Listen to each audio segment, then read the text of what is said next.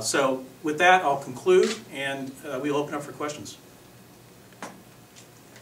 You mentioned a couple times how the community needs to get on board and not really choose a side, but get informed on this issue. The NFT holds press conferences, and they implore community members to call the school board and get involved. And you're doing the same here. You just want people to come out to these meetings and contact the school board as well. Do you feel that the community's kind of getting burnt out on this issue? And if so, how do you prevent that? Because, I mean, I look up at the dais here, and a lot of you are regulars at the meetings.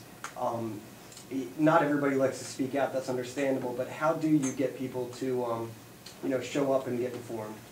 I'll take a crack and I'll give it to anybody else. I think we want to make sure that people are really educated. What we find is there's an information gap. A lot of people don't come to the meetings or they read the articles in the newspaper, but they don't get all the details. We really want to make sure we're imploring people to get on the websites, to send us emails, and to make sure that they're aware of all the details. What we find is that quite often when you talk to a neighbor, they don't really quite understand. Oh, it's only maybe a $50 tax increase or so, but then you tell them what the teachers are getting and what they're asking for, and they immediately kind of join the cause. So we want to make sure people are educated.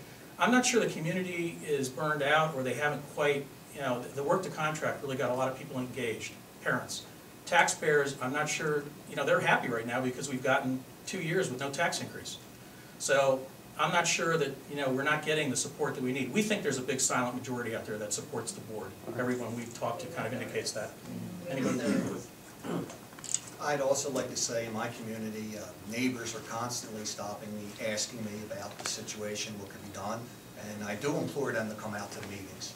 And some people are just not comfortable in a public meeting setting, and they've expressed that to me.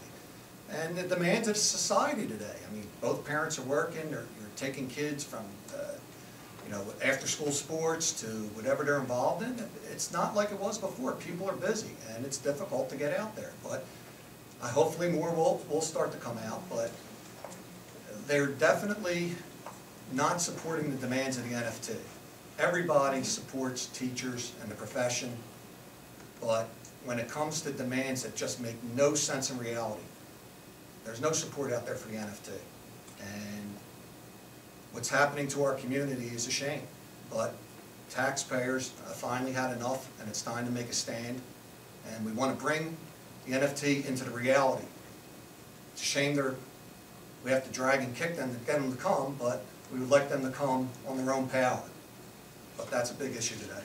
The other point that sometimes is missed here is there really isn't money for them.